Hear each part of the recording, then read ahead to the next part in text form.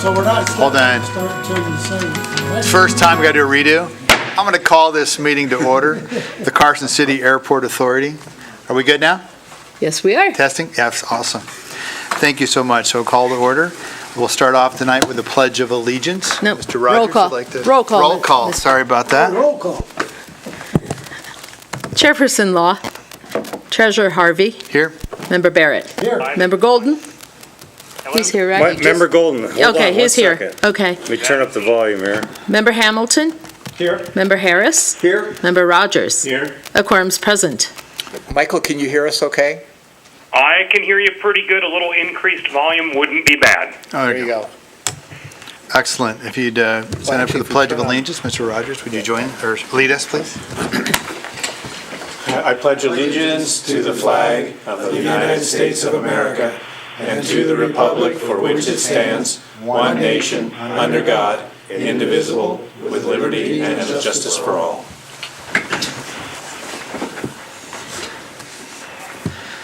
At this point, you have your packets, so look for approval of the minutes of our past meeting.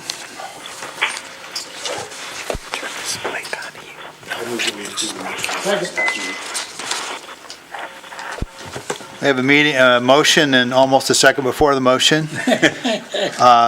Thank you so much. So any other questions? Member about the Barrett, that minutes? was you. Yes. You did have your microphone. Oh, of course not. Excellent. We'll call for the question. All in favor? Aye. Motion passes. Okay, modification to the agenda. We are going to take a few items out. We have a couple of changes. So we're going to take, it's number 5, right, Ken? We're moving to the front. That's correct. So my prerogative, we're going to move number 5 so they can get that done and heard and decided quickly. And then also, Mr. Harvey, Professor Harris will not be here tonight. We're going to move him to the February agenda to present the economic impact study to the board, but he will be presenting tomorrow morning to the Board of Supervisors. Excellent. So number 1 will be moved to next February for this group. Correct. Thank you. Excellent. So number 5 replaces number 1. Any other changes, discussion on the agenda? The other changes that we anticipate tonight is Ms. Ritter is unable to be here for she's having a medical procedure today. So I'm going to cover the strategic planning process that is in everybody's packet. And then lean engineering, we're going to just have their update that's in the packet also stand. We're not going to have them on the phone either this evening. But as part of public comment tonight, we're going to introduce Mike Beckett with Armstrong Engineering. So I'll wait for you to get to that point, but I just wanted to make that part known. Thank you, Mr. Moon. We keep going, we could get rid of the agenda. I know we're working on it. Okay, we're up to a public comment. Anybody for public comment? Oh, thank you.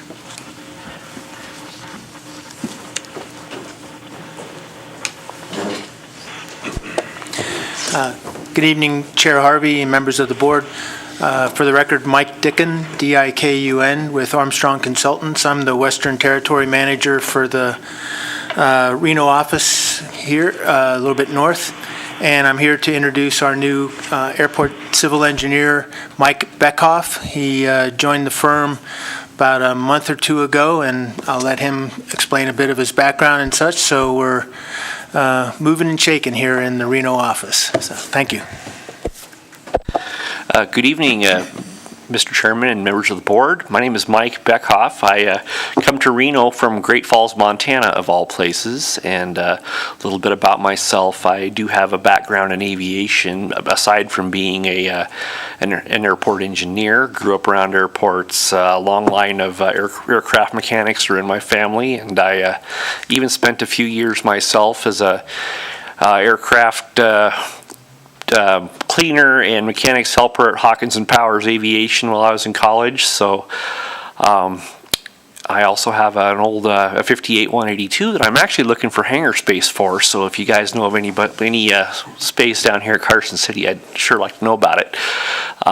Yeah, I just moved to Nevada from Montana. I've done airport work in Wyoming, Montana, Colorado, Utah, Arizona, Kansas, and some minor work in Minnesota, as well as some work is on the state system plan for Alaska. So I'm very happy to be here to help Carson City Airport out. Great, well, welcome. Congratulations. Anybody else on any questions? I know it's public comment, but thank you for bringing yourself, introducing yourself. We really appreciate it. I would say this, that Mr. Moen might be able to put you in contact with somebody who has hangar space.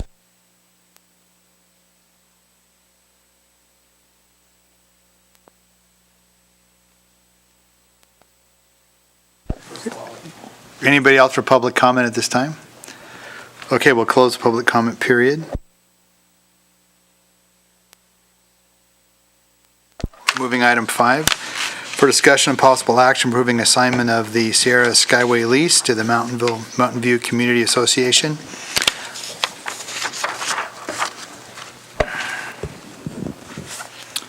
As the board knows, and actually, the lease was approved by the Board of Supervisors in December 2017 for Sierra Skyways, Inc., between the Carson Airport Authority and them to lease in 3 phases of total.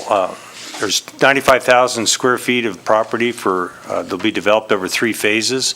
And Mr. Giangreco is here tonight to represent Sierra Skyways, Inc. In that lease, there was a clause that would allow Sierra Skyway, Inc. to assign that lease to a other entity for a condo association.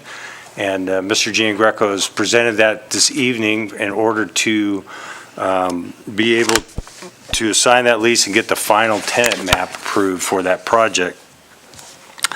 Just a little update on the status of the project.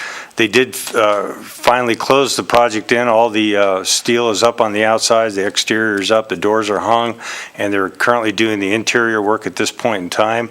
And weather dependent, will complete the dirt work and the flat work around the property.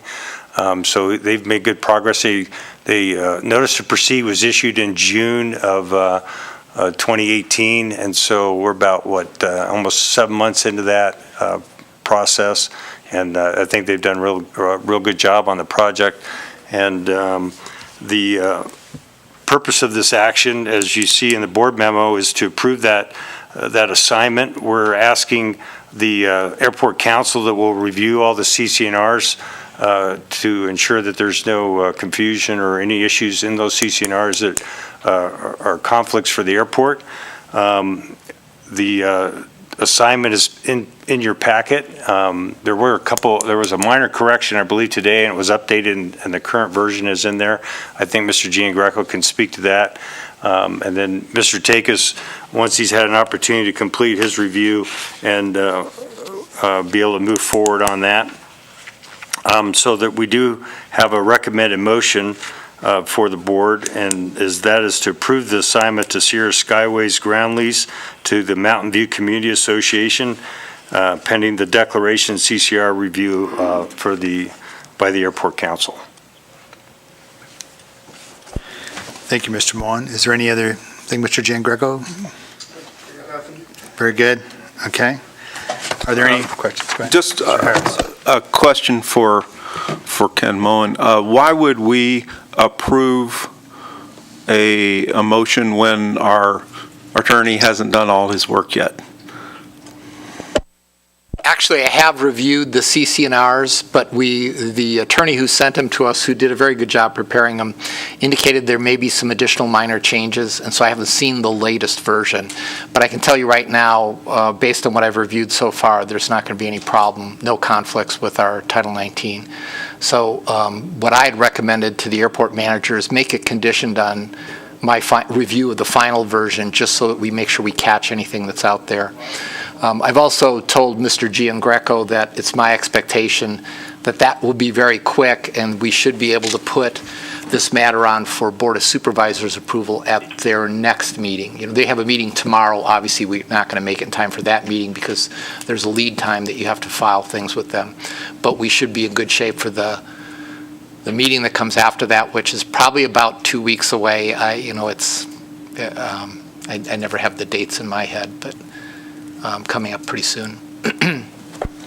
Second question I have, I noticed that it is a not-for-profit or a nonprofit corporation in Nevada. So anytime I see nonprofit, I have to ask the question, does this affect any tax income to any entity that I care about? And that would include this airport, the city, the state, and any small children wandering the street. Now, so Steve Takis, Airport Council, no, it should not. The fact that it's a nonprofit is fairly common with hangar owner associations and many homeowner associations, because it's really just a vehicle to collect money and disperse money. It's not an entity that's designed to make money. And frankly, most people who are on the member side prefer it to be a nonprofit because they're always worried that the association is going to have their own grandiose ideas about pulling in a whole bunch of money. And so in that regard, I think it's set up correctly, and I think you should not be concerned about the nonprofit aspect. I'm no longer concerned. So, Steve, this means that not only are we paying you, but you're asking us to trust you. Oh, no. Yes, yes. Are there any other questions or comments? If that, I'd entertain a motion.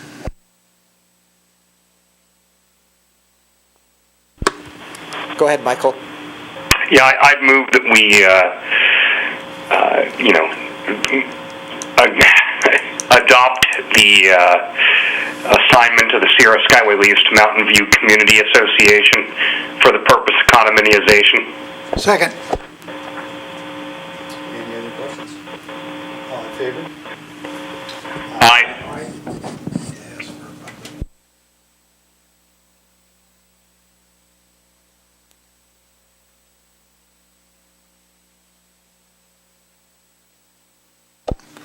Hearing none, it was approved unanimous. Thank you.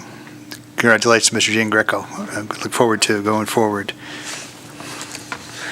I'd like to take care of a little faux pas for me. I jumped over, recognize, and welcome our new CCA board member, Paul Hamilton. Paul, welcome aboard. Paul is filling the FBO representative position. He's the owner of Adventure Productions. We had a nice talk. He's been quite an experience in many different things in aviation the last 20-plus years, though, and at Learfan as an aerospace engineer, correct? That's correct. Yes. So dear to our hearts as we build a lot of parts for those planes, so welcome aboard. He doesn't mean the airport authority. I know, from my own We've never background. built any parts for anyone. From my ClickBond side of my business, yeah, thank you so much. And he's a certified flight instructor and FAA designated pilot examiner. So anyway, welcome. Love to have your experience. I'll do the best job I can. Okay, on to item 2 for discussion on possible act to improve strategic planning process. Mr. Moen. Thank you, Chair Harvey. As you recall, in November, the Airport Authority Board, approved a professional service agreement with Linda Ritter Consulting to develop and facilitate a strategic planning process on behalf of the airport. And Ms. Ritter, in your packet, you'll see a presentation that she put together that I'm going to go through briefly. And if you have any questions along the way, please feel free to stop me. The important thing is the draft outlines a process for collecting information from various stakeholders in order to determine the strengths, the weaknesses, opportunities, and threats to the airport's long-term stability. Various stakeholders include the airport tenants, users, government agencies, off-airport industrial businesses, the community at large, as well as, of course, this board. The strategic planning process will help develop mission and vision statements for the board, as well as the priorities for the next 5 years. So with further ado, I'll walk through the process. If we go to slide number 1, where it says components of a strategic plan, her proposal is that we have a public workshop for the board in February, where we'll review this material and get feedback from the board and develop with the intent of developing mission and vision statements, and also helping develop strategic priorities through this survey process that will go with the various stakeholders. So as you step through that, the priorities will lead to objectives and key performance indicators to help us track and monitor our progress along the way, and ultimately with an implementation and a review process as part of that. If you go to the next slide, the various initiatives would be projects or activities that would support the identified objectives, and then the key performance indicators would measure success of the initiatives that were identified. The review piece is kind of a feedback circle, so it's not like a one and done, and hopefully as you go through this, we'd establish some sort of scoring mechanism to be able to rate that and make adjustments along the way if the targets are not met, and then what it would take to meet those goals and objectives. Go to the next slide. The process that she's outlined is that ultimately in a month of May, we would have a final product. So the authority would tonight approve the process that she's designed. We'd have various stakeholder groups that would be interviewed, surveyed regarding the airport's strengths, weaknesses, and then as well as opportunities and threats.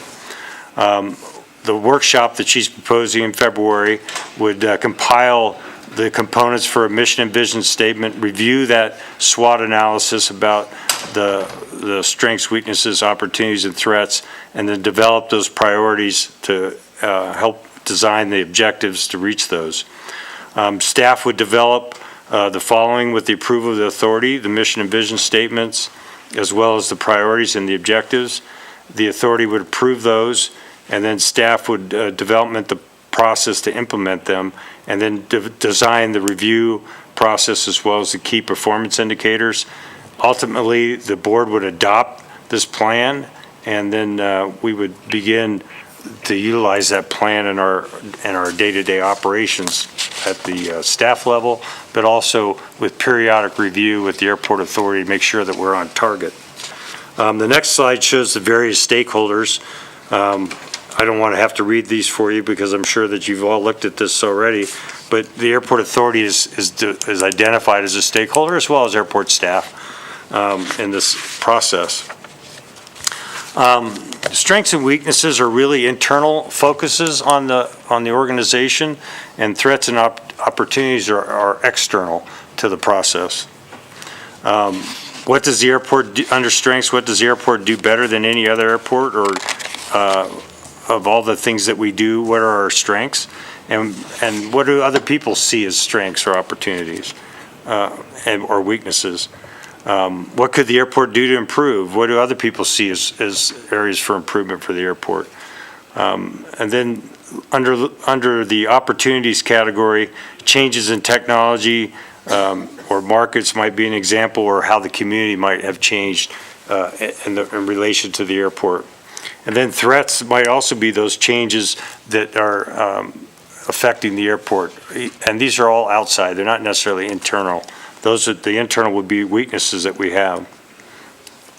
And as you know, airports are home to movable assets, airplanes for that example.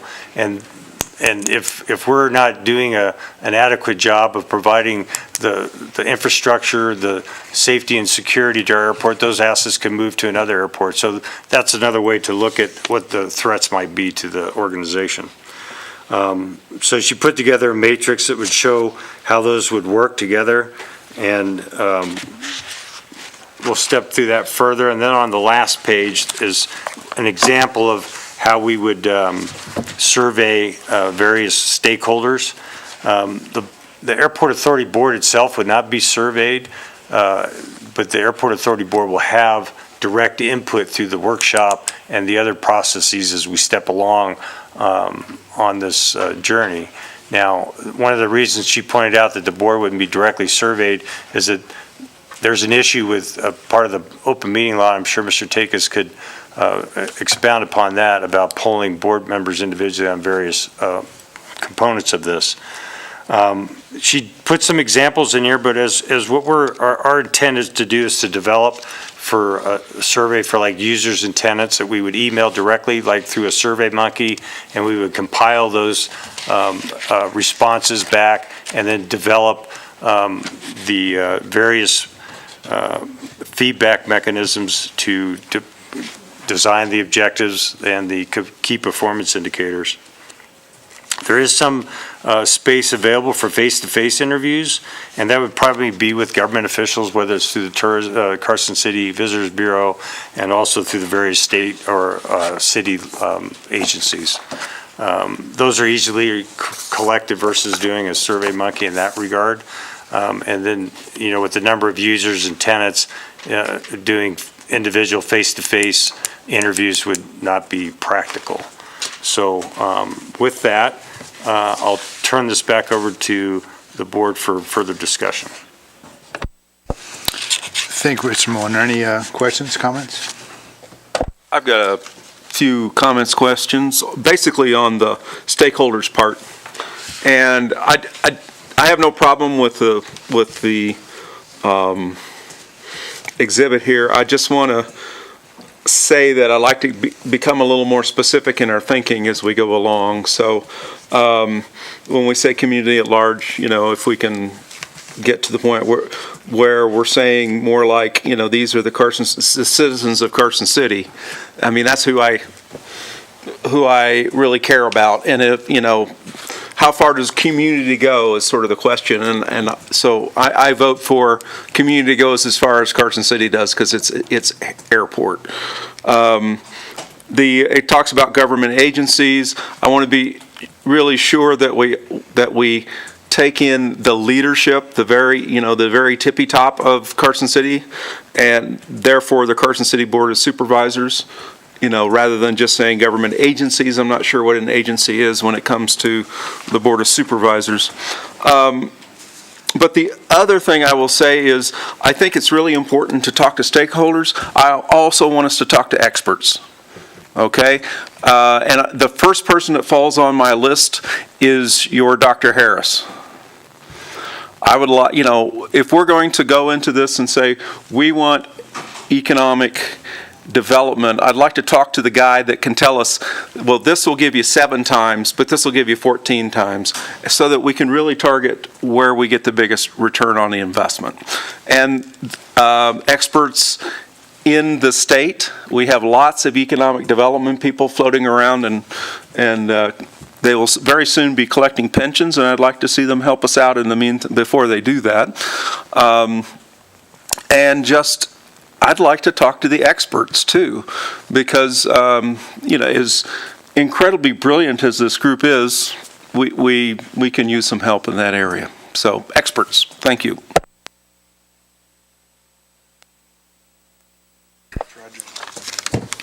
I'd like to say that I really appreciate the design of this packet.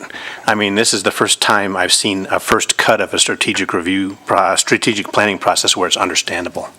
And so I really appreciate that.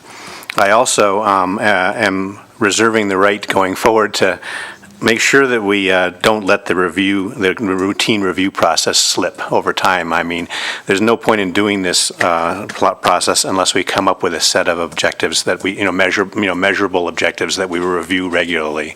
And so I know you're right there with me, Ken. I'm not worried about it, but I just wanted to get that out on the table. If we don't end up with measurable objectives that we're reviewing at least on a quarterly basis, I'll be disappointed.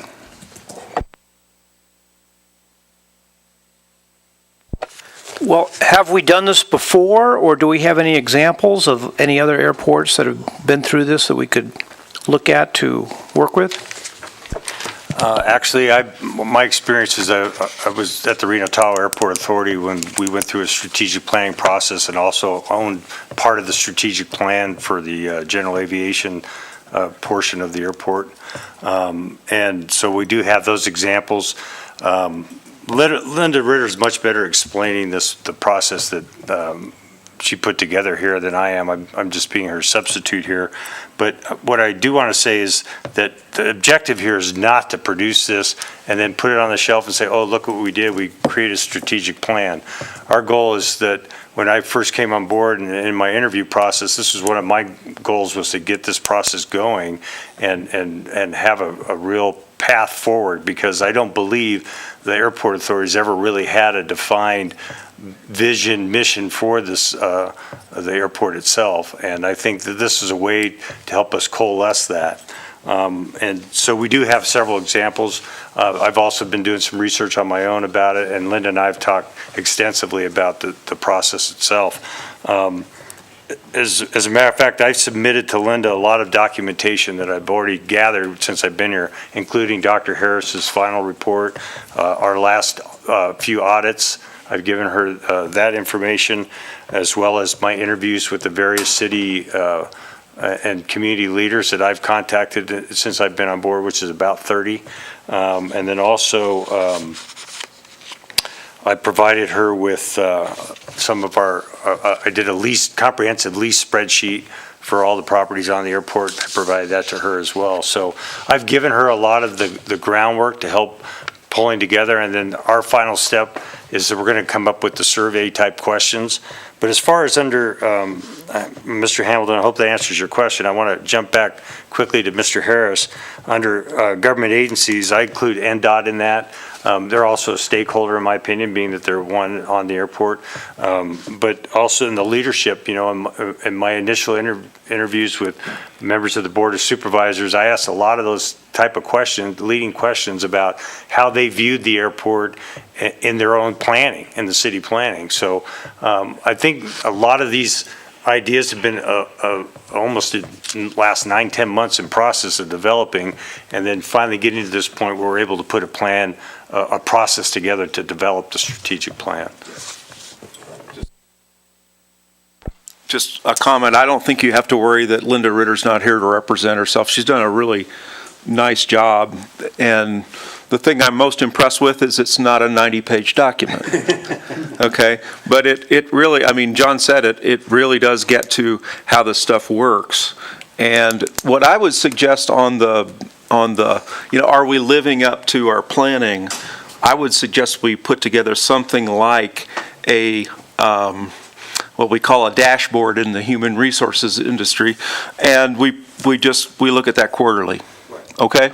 Something like that. And we agree on what those KPIs would be. But in addition to what is part of the strategic plan, we should also dump in some operational stuff that's more of a short term. And then we'll have our one-page dashboard to look at every quarter or so. Thanks. Go ahead, Mr. And one last thought. Of course, my thoughts are all about making sure that we use the plan properly. Let's please can keep a reminder to ourselves that we incorporate the budgeting process into the planning, into the plan, because to have a plan and not fund it also is reduces the chance of it actually being implemented. And so I'm sure that a plan will, ask us to shift our priorities, and that ought to be reflected in the budget. And that's one of the perfect timing aspects of this, because as you know, as part of a government agency, a local government agency, we have to have our initial budget in by the middle of April. So this is the sweet spot for that. Yeah, it's finalized by May, so this is kind of perfect. This will allow us to figure what we want to do strategically and budget for it. So, and what's real, what's available, but it's perfect timing. I agree. Any other comments, questions? Go ahead. Yeah, I just want to thank John for indicating that in 50 years of being around government, or actually more if you count my parents feeding me at the dinner table with this kind of talk, I've seen a lot of of these kind of things wind up on the shelf. That's obviously not our intent. So thanks for making that suggestion. And Bradley, thank you for your observation that Linda did a good job, because as you and I both know, coming out of the newspaper industry, it would have been shorter, but we didn't have time. She obviously put some thought into it, and she made it short and sweet. Thanks. Great. Well, with that said, I would entertain a motion. I'll move. Second. Motion second to move forward with the strategic planning process as outlined. There you go. Right. Is that good? Okay. Any other comments? Any public comment? Hearing none, I'll call for the vote. All those in favor? Aye. Aye. It's unanimous. Thank you, Ken. I see that Bradley's into short and sweet tonight on all fronts. I move. Knew what I meant. This is my abbreviated version of the Airport Authority meeting, so tell Linda, it's all good. Keep up the good work. Okay, number 4, update from Lean Manufacturing Nighttime Instrument Approach.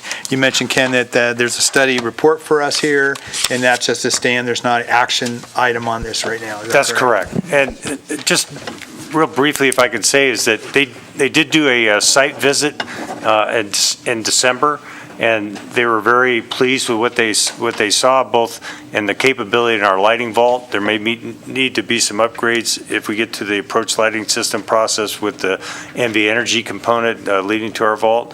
They did drove out to the east and looked at some locations and identified a possible 3 or 4 that you also see in the report. I'm anticipating to have an updated call with them next week to kind of get the final process of where they're at. And then by early February, we should get a definitive position on the viability of this. We are being a little bit delayed with some of the furloughs that are taking place within the FAA, but those are identified. We're going to have to just ride that train as everybody else is riding, and then ultimately it'll get rolled into the master plan, and Kaufman's waiting for that to be able to tie those 2 strings together. Great, thank you. Any questions this time? Will come back to us, so. Great, well, we move on. We've already done 5, so we're on to the airport engineers report. Do we have an airport engineer report today? Actually, the last thing we have on here is item number 3, which is about the Excuse me, I apologize. Please, number 3. Yeah, I apologize, the emergency response compatibility. Thank you. Go ahead. And Fire Marshal Rubin is here with us in the audience this evening. Just kind of a little bit of background. Mr. Takis can probably help us out in this regard, but when I first came on board, he passed on some information to me where they'd had some conversations between the Airport Council and the fire department about emergency response and hangar addressing and numbering conventions to assist in that regard.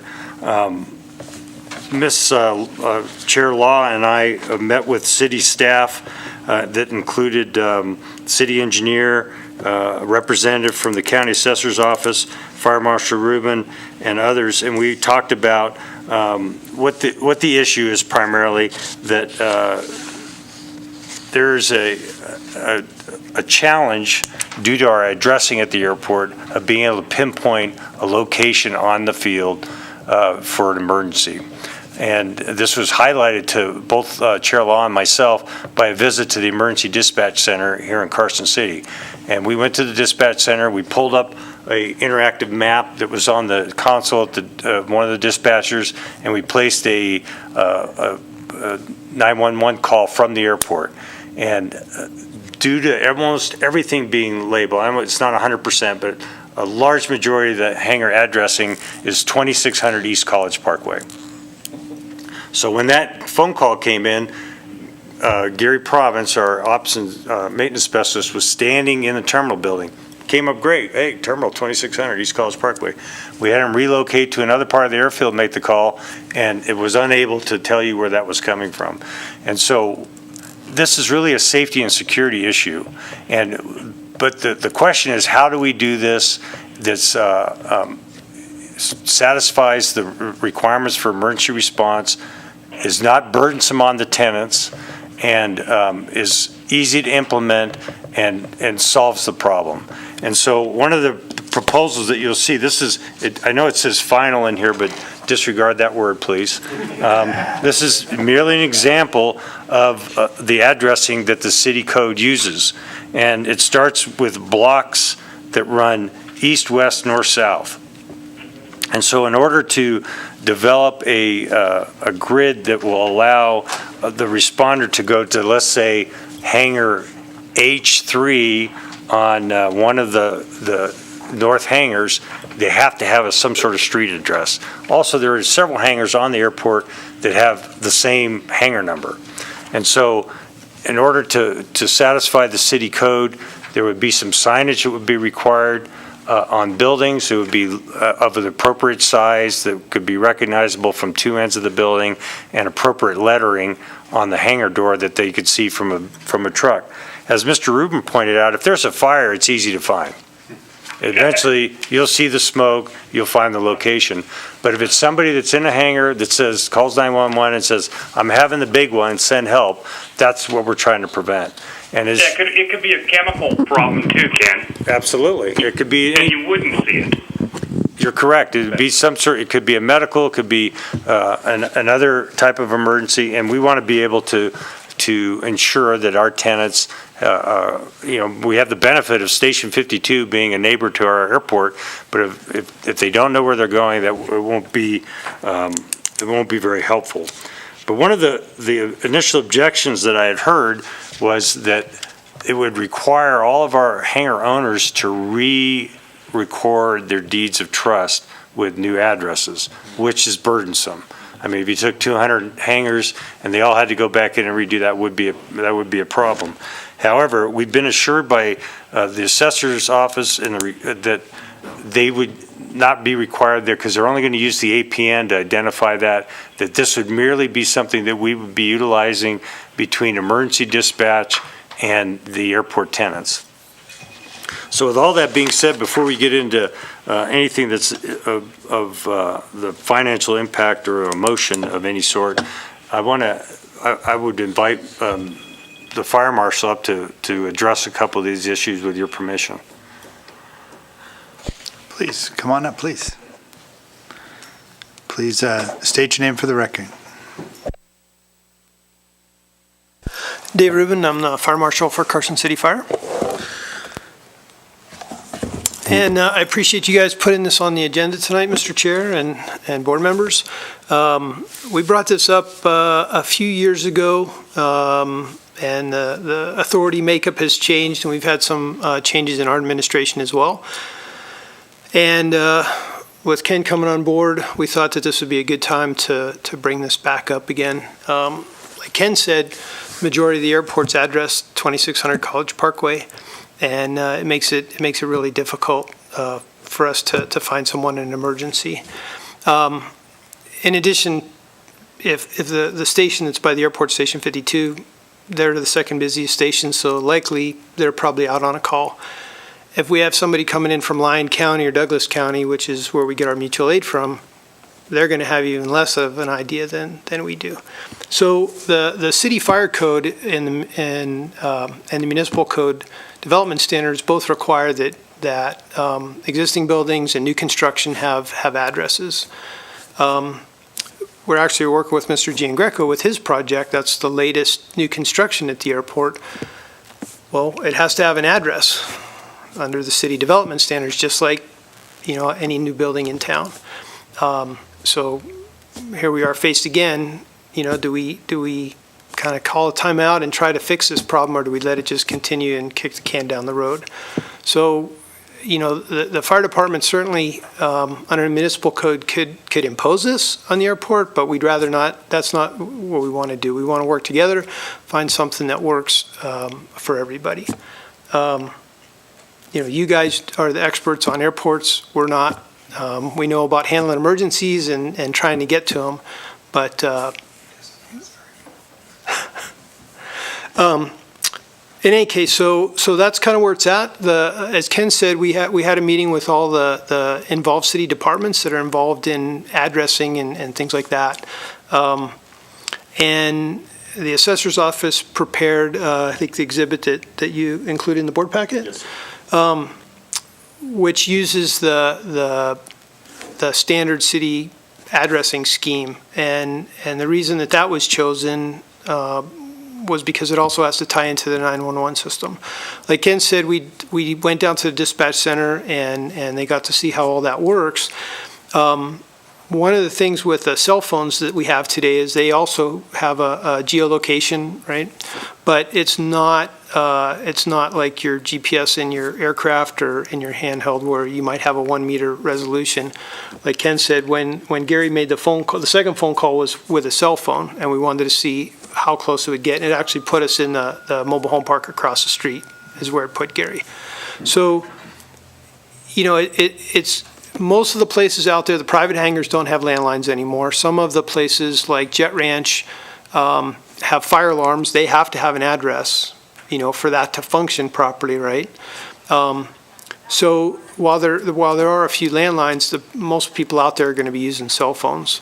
And you guys saw firsthand, or Ken did and Linda did, how ineffective that is in an area that size. So it's critical, we believe, for folks to be able to self-identify where they are. And even if it's a grandfather's out there with his grandson working on the plane on a Sunday afternoon, something happens to grandpa or even the child, they can go outside, at least the grandchild could go outside and, the dispatcher would tell them, go outside the building, tell me what you see, where you are, and they could identify where they're at. If they have to say they're in hangar H3, how many H3s are there at the airport? And that's not really helping us. And unfortunately, in our business, time is everything. Seconds really matter. So I just would urge you to let Ken continue working with this, and then we work towards some type of addressing scheme. If it's not the one that we proposed, there are some parameters we have to work under, so it would work with the 911 system. We're certainly open to working with you guys as long as we can stay within those parameters. Thank you. Are there any questions? Yeah, I have a comment and a question. First of all, one of the problems the airport authority has, and maybe it's not a negative problem, but we are trying to solve it, is that we have very little institutional memory up at this dais because of the long-standing one term. We're trying to get that changed to the legislature. But I do happen to recall this only because I used to sit out there as a reporter, and I remember when you came some time back, and there was a lot of, well, can we do this? Can't we do this? I also recall that at the Board of Supervisors level, we had an apartment situation where the sheriff and et cetera, and that caused problems. So I just urge that I would ask you if you're really certain that you can find a way that will work with everybody. So I'm encouraging you to do that. Is there a way to do this that all the people at the airport and you can get this thing done? Well, I think there is, Supervisor Baird. I don't know that everyone's going to be happy in the end. I can't guarantee that. But yes, in the last one, they weren't too happy on that apartment house. Well, we were able to work out we were able to work out a good solution, and we ended up, which I think is the end goal. With that particular project, we ended up with a result where it came out better than it was prior to us dealing with the issue. So I think it was still a positive outcome. This is I just want to say, Fire Marshal Rubin, we are not here to get in the way of good ideas, and I think this is a really good idea. From a safety standpoint especially, but I'm also thinking about it from a convenience standpoint, and that is, being the rather uneducated airport visitor that I am, if somebody wanted me to come out to their hangar today, I'd be completely lost. So it would be, I won't call this a requirement, it's purely a request, but if there was a way to design this so that somebody driving around could, or walking around, could find the hangar they're looking for and not have to look at a map first, that would be the cherry on top of this project. So, and I know you've looked at, what's the best way to do this and this sort of thing. I've looked at the map. It looks like that could be a tall order because it's, not laid out in 90-degree squares and all that sort of thing. So, but anything you do along those lines to make it a bit more convenient to get where you got to go when you've got to go to the airport, that would be fantastic. So, and thank you. Like I said, we don't want to get in the way of good ideas, and this is really a great one. Just addressing that real quick, and I forgive me, I don't have the maps up here, but when we designed it, we tried to address everything off the taxiways for the most part. So if somebody knows where taxiway, Alpha or Bravo is, it's going to be taxiway Alpha hangar, whatever the number is. So at least they would have a place to start. If they're coming to the airport, I would think that they probably are going to know maybe they're going to know where the taxiways are. And then some of the other little outlying areas, we tried to come up with streets that were aviation related. Mr. Golden? Mr. Golden? Yeah, thanks for giving me the opportunity to opine on this. I have a question first and then a suggestion that I think will go far in this discussion. The question I have is, if a hangar already has a street address, does it need to be readdressed? Well, the hangars that would be 2600 College Parkway would be the ones that need to be addressed. There are some other ones that have different addresses, and if they already have a discrete address, they wouldn't need to be, likely would not need to be readdressed. Okay. Let me make a suggestion from something that I have seen over the years. It's very common at airports. I'm sure Ken has seen it also. And in looking at this grid map that is part of our board packet, I think it's more confusing this way than the suggestion I'm going to propose. And the suggestion I would propose is what we see at other airports frequently, not exclusively, but frequently. Hangars are generally built in rows. And when you look at this map, the hangars are generally built in a row. They're parallel to one another, and there is a taxi lane separating hangars in many cases. I would recommend that what we do here is identify the hangar rows using the alphabet, letters A through Z. We surely don't have that many rows. And then, on one side of the hangar, you have odd numbers. On the other side of the hangar, if the hangars are embedded, you have even numbers. That gives you the exact location where the hangar is.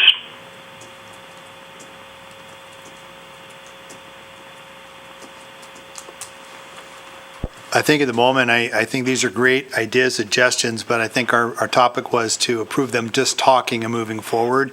I think that's a great idea for them to take forward and look at what that does, but. Mr. Rogers?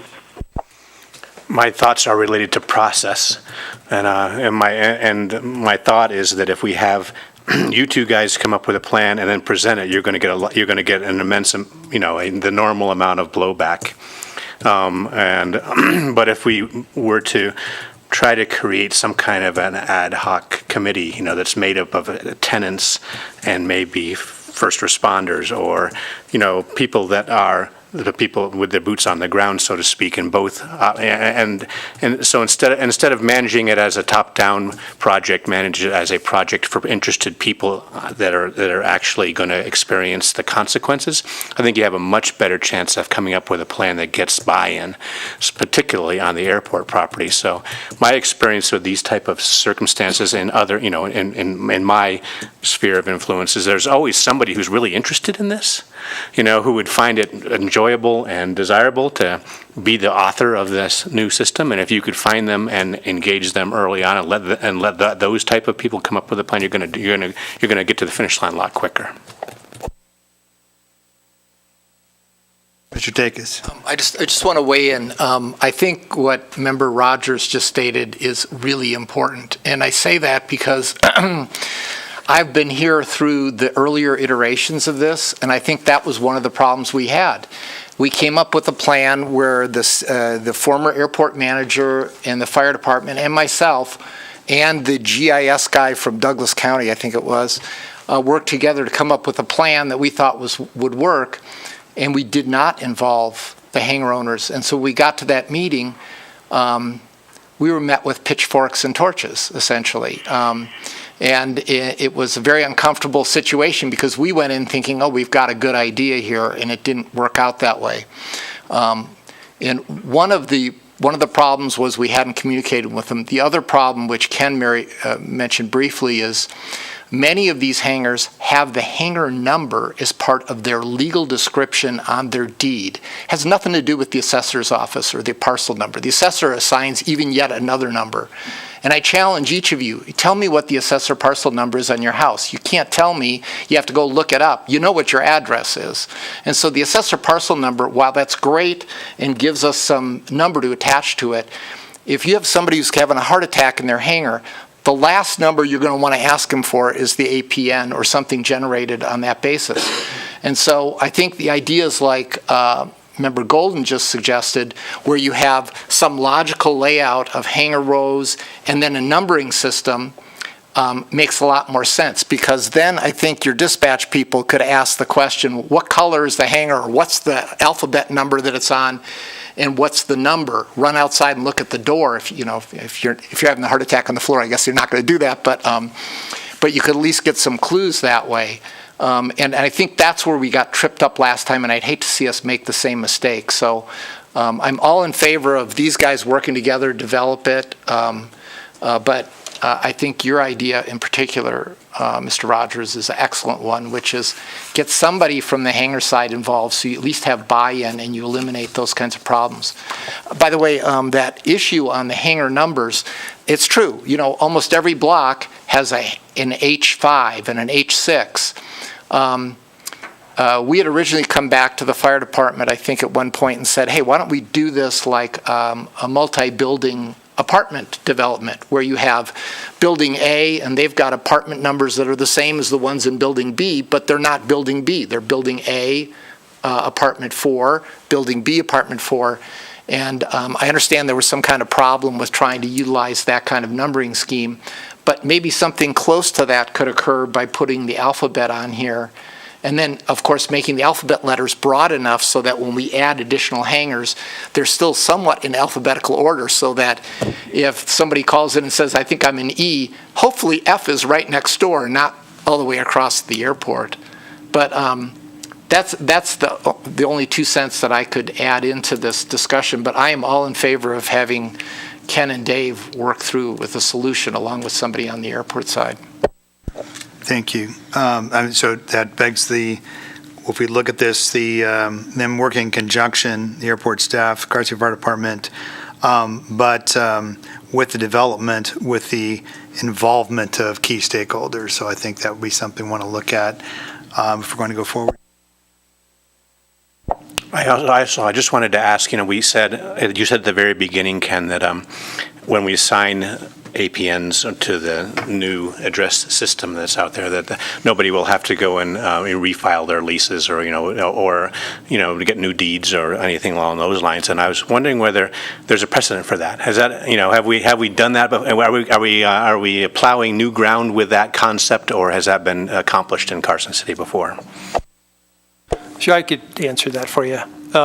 In talking to the recorder's office, when real property sales are recorded, they use the legal description, like Mr. Takis said, and an APN number. And the assessor's office uses the APN number. The address, the street address, isn't used for any of those things. So the street address can be changed, and it doesn't affect any of those other documents. There's no re-recording of a deed or anything like that, because none of those entities use the street address. The people that use the street address is the post office, utility companies, fire department, the sheriff's office, those type of entities. So because that's how we navigate around. But the street address, there's plenty of commercial APN numbers in town that have 5, 6, 7 different street addresses attached to it because there's multiple buildings and things like that. Or you may have one building that instead of suite numbers, there's 5 tenant spaces, but they each get their own street address. So it's not uncommon, and we run into that all the time where we have to call the assessor's office and they have to assign a new address or things like that. So my understanding from those other city departments, it's not an issue. I'll just make a point here that I think an understanding is great, but I'd like to see that in writing. And here's the reason. I don't need to see it in writing, but I think you are going to have questions from the tenants. If you have something in writing from the city, that's good. And then, as administrations change and people retire and that sort of thing, I wouldn't be surprised if in a few years somebody wandered into the assessor's office that had a hanger and they looked at it and said, oh, you have an address, you need to re-record your deed. And at least they'll have something that will say, that's not what you told us. So, and I mean, believe me, I put a lot of pride in our assessor's office. I think they do an excellent job, but I think considering the sensitivity of this, it'd be worth it having a letter. Great. I just wanted to say, I think these have been great comments that in my mind advise them of that going forward to keep in mind, because it has to come back before us. Mm-hmm. This is not done. By saying they're voting for this, we're not voting for them to go ahead and move forward.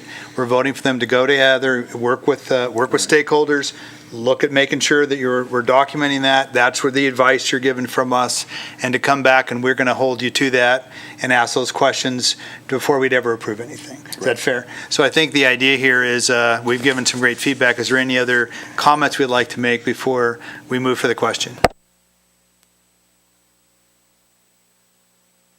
When I was out at another meeting, it was actually a construction update meeting, and it was FBOs and other commercial folks from the airport, I think, Ken? Yeah, this is in the spring prior to our taxiway rehab project, and I invited the fire marshal to present first before we start talking about the construction. I think, Paul, were you there at that meeting? Yeah, I was there, and I actually made a comment. All right. So the atmosphere at that meeting and the responses that we got from the folks that were there were kind of like, this is a no-brainer. Why haven't you guys done this? There was not a negative comment that I can recall. Maybe you can, or maybe it was you. I don't remember. Well, okay, let me. But the point I was going to make is that on that side of the house, at least, it didn't seem like it was kind of just a shoulder shrug. Why aren't you guys doing this? So. I would look to you guys and Ken to plug us in with whoever the interest groups are out there, because I'm not an expert on that. That's you guys. So I think there is an appetite for it. I think there's also other groups that don't have all the information, and we need to have some more discussions on it. But. Yeah, I'll go ahead and just restate what I said at that meeting, is that, what we want to do is we want to have a map where I'm at, Aviation Drive, Hangar 6, where you can look at the map, see where it is, and go there. And I stated at the time, why don't we just name the streets, whether it's letters or numbers, logical, illogical. I'm sure we can come up with a number of names, put them on the map, and call it good. To me, it just doesn't seem like it's that complex. How do we simplify it? Name them, put them on the map, and call it good.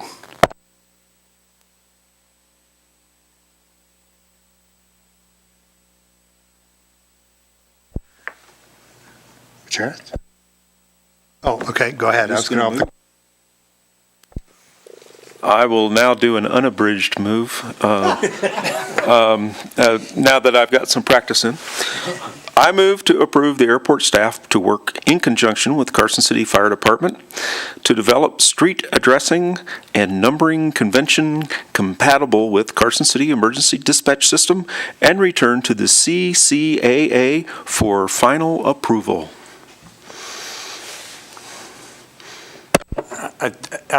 Just if I can interject, I think we also want to include the tenants in this motion. And it was our objective all the time to bring the tenants in. I'll specify that that's my oversight by not including that. And we did, that was our first foray into that in the spring by socializing it with at that particular tenant meeting.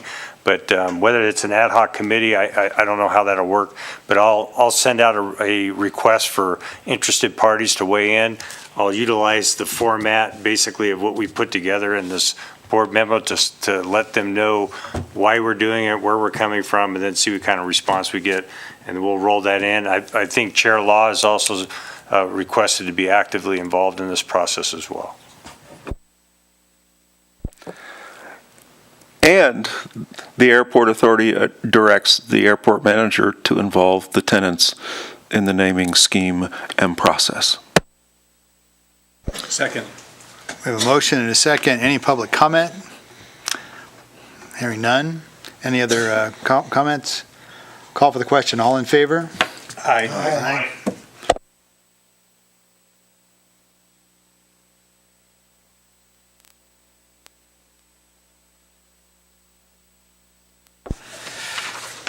Okay, I believe we've now finished the docket, and we can move on to, do we have an engineer's report tonight? No, we do not. But just as part of our meeting today I had with Armstrong Consultants, we had a telecon with them in their Colorado office, and we're discussing our airport capital improvement program and looking at our priorities for the upcoming, not just this year, but the next 5 years. And so we should have a draft available to discuss with the board here at the next board meeting. And so I think at this point in time, as you know, the rehab project's not going to pick back up until about May. But we did get our airport weather observation system, the new upgrade installed, and it's on the air. We got a new radio with it. I haven't heard any complaints, but from my testing of it, it seems like the new radio is operating on the proper frequency. It sounds crystal clear. And Steve, if you had any experience with that, I'd be glad to hear it. Yeah, worked fine. Okay.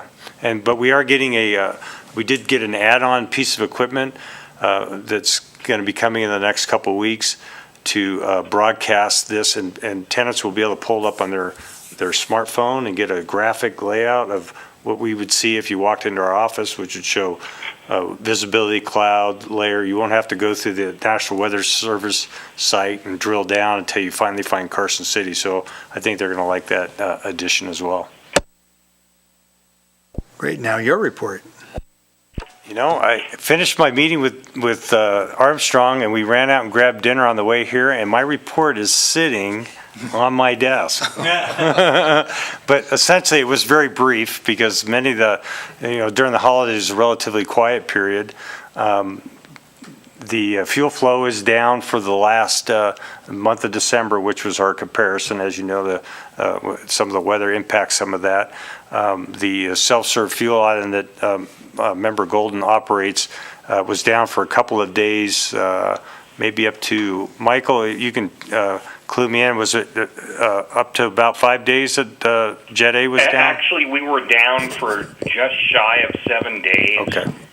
And I'll just tell the other board members and any members of the public what Ken and Steve have already been notified of. We're going to voluntarily down the system and replace it with a new terminal so that we can avoid unscheduled interruptions of service. So, yeah, we lost a week of business due to a electrical problem. But I don't think the full service fuel was always available, so there was not like that we didn't have the opportunity for fuel in the field. I do want to say, as part of our about every 2 weeks we get a fuel survey for the area prices, and we're still in the wheelhouse as the least expensive fuel option in the area, within probably 50 miles. And some of that survey does include Las Vegas as well as Sacramento area, and we're way cheaper than most of those. Activity-wise, we, as you know, this morning, we had a little bit of snow, not enough to plow, but the airport dried out relatively quickly when the sun came out.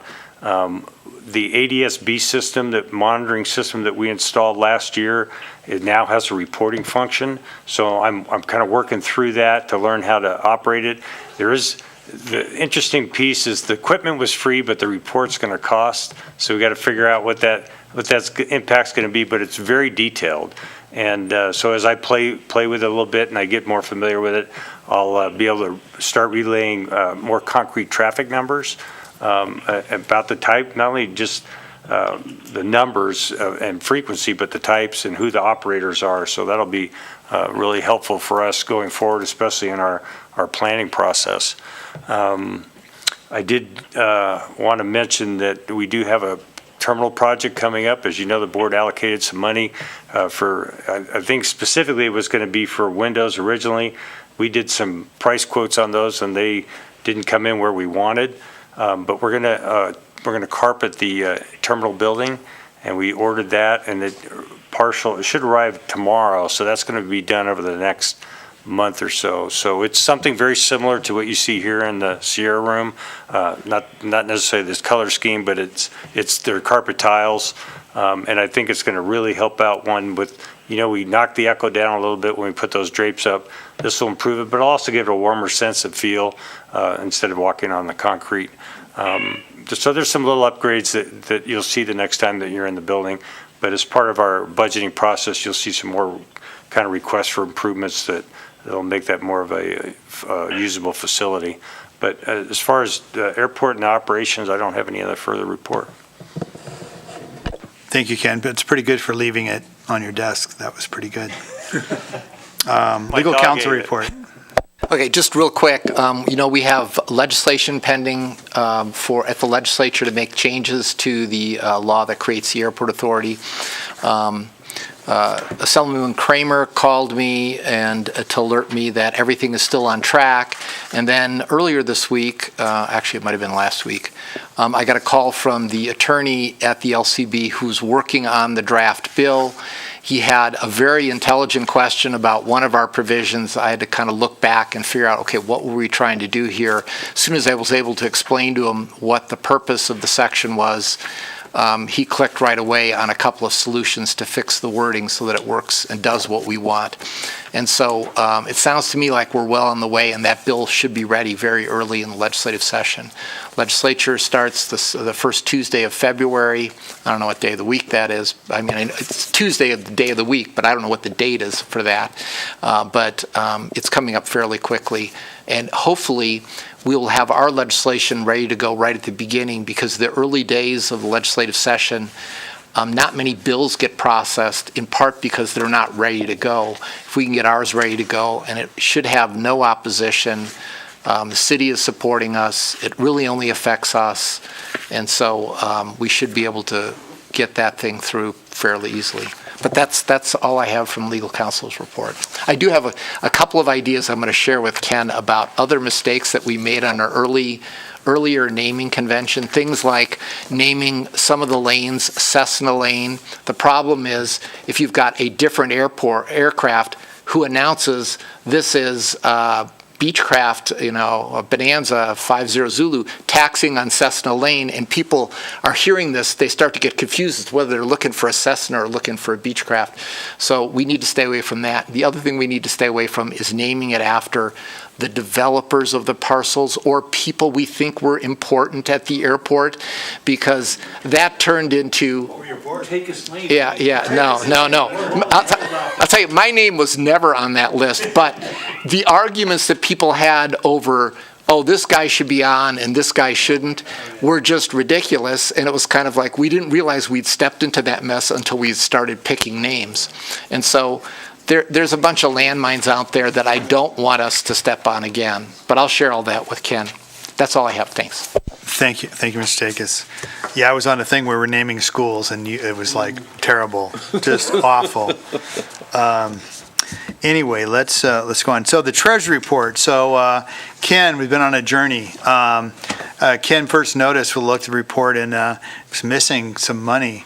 So Ken called up and found that, and he's been moving some items where they belong, and the numbers are right. They're just, some of them aren't in the right categories, I should say, Ken, right? So Ken, maybe you can give us kind of the journey. At least I think we're looking at the right pluses and minuses. Yeah, I'll give you one example.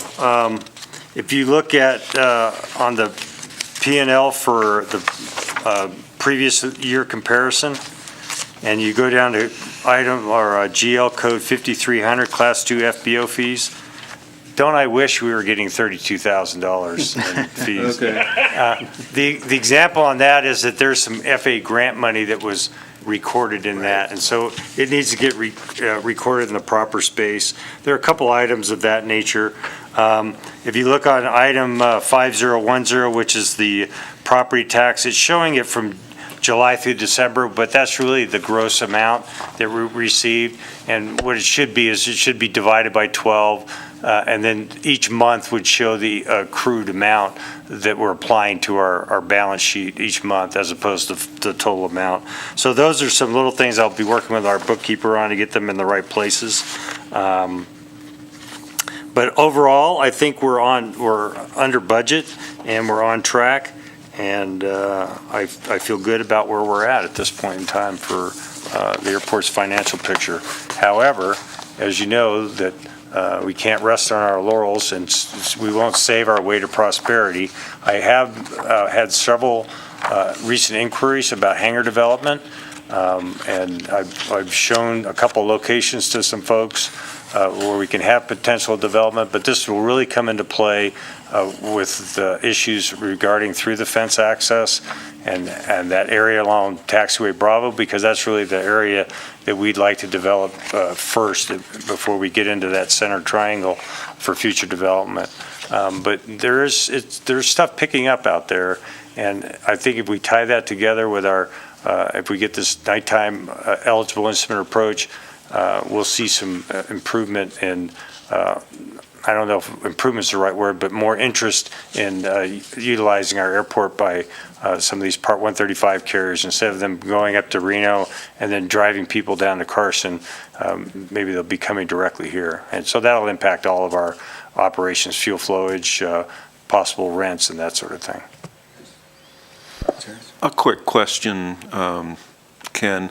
You were having discussions with parties regarding the through the fence access and how many ways could be broken up and all kinds of, is that coming along? It's been very quiet. Okay. And that's probably a good thing for now. That's all I need to know. And as far as our funds that we have in the local government investment pool, we've earned about $5,000 in interest in the short time that it's been there. Great, that's good news. Question. I know we've talked about this as part of the strategic plan. I'm looking forward to our future and looking at how we do not only airside but landside development, and really look at how we're going to plan for how we go in that future. So, but anyway, that being said, we're doing well on this. Ken has actually been staking this out daily, trying to get this corrected. We'll get these corrected and back out to everyone. And so in February, hoping to have clean reports. Any questions? I have a question. As you recall, John Rogers suggested we get in contact with Court Cardinal. I think I asked you a month or so ago, and you did have some communication with him, but has there been any follow-up to that? Because I did notice a story in the paper a couple of weeks or a month ago that they are putting their new sign in about I left a message with him, and that was before the holidays, and I haven't heard back, but, I'd like to circle back with you on that. Maybe we can, he doesn't know me from anyone, so. Well, we've talked to him, and your name, was given to him, but that's Court. He's well-known for not calling back. I won't say that he's well-known for not following through, but I had understood he told somebody that, oh yeah, maybe he told me at a RAC meeting because he's on but then he wasn't at our last meeting. You want me to talk to him again? Or maybe we can make an introduction. Make an introduction or something of that nature. That might be a better method. I just think that sometimes you leave a message like that, they're trying to put A and B together, that becomes a low priority, where if you have a face-to-face contact, that usually changes the dynamic a little bit. We'll keep working on it.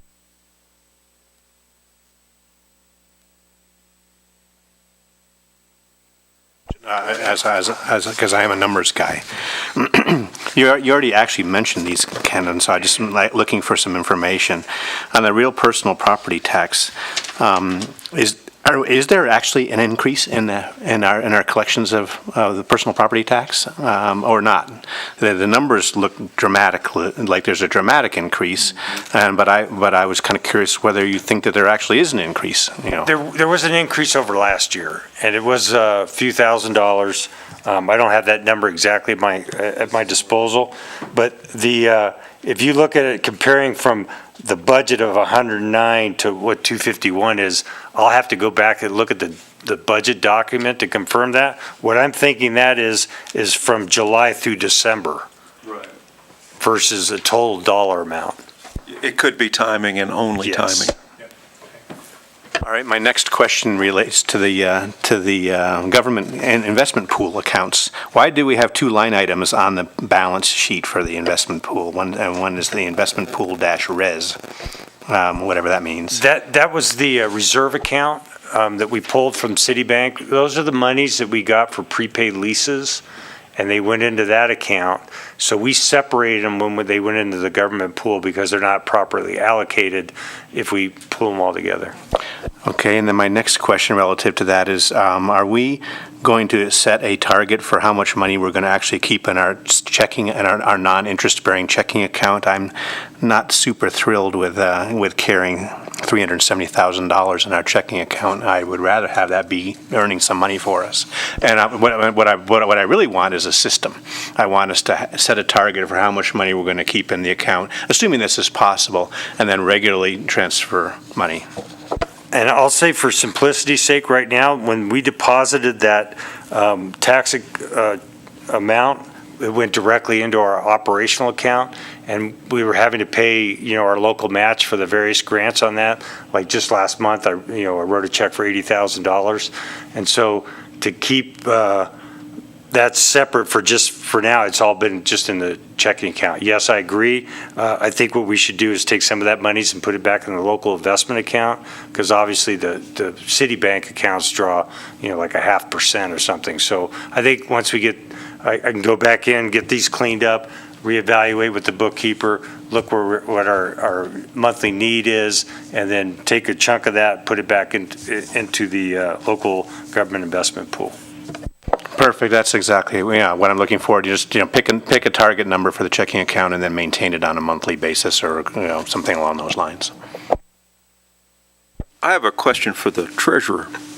That is, you still are our treasurer, even though you have the power of the gavel. Not tonight. Okay. Go ahead. As the treasurer, would you give us your opinion of the last 6 months in terms of financial performance of the airport? Again, I'll go back to, we're trying to get a little clarity on some of these numbers. I feel like, as Ken said, we are, though, meeting our budget numbers. I feel like we're moving along well. There's always these questions on the winter, right? What's going to happen on snow removal and cost, and, we're going to get lucky or not. That is always here. We're right in that sweet spot for the next month. So overall, it looks like we're doing pretty well. We still have a continuation of the rock sales, which are key and important to us at this point anyway, until we can find other resources. But anyway, as based on the budget we set, I feel like we're right on track. Thank you. That's good news.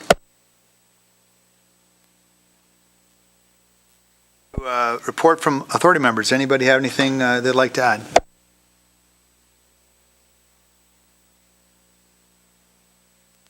All right, public comment, last chance. Okay, we're closing public comment. For next meeting, we mentioned that we're moving the item for Professor Harris to come to our next meeting. And barring that, I would remind everybody who is eager to hear that he'll be here for tomorrow's board meeting, and I've had the agenda at home. I don't know what time. Do you have a guesstimate on the timing on that? We're showing up at 8:30, but I think it's probably within the first hour. Yeah, that's what I thought too, but I'm just going by an old man's memory. Right. So if you're interested, you can hear him tomorrow. Just come if you've got time. I think that's streaming live too on the carson.org website, yeah. Oh, I always watch that every day. Right? Okay, well, great. If that, any actions, we'll stand adjourned. Thank you.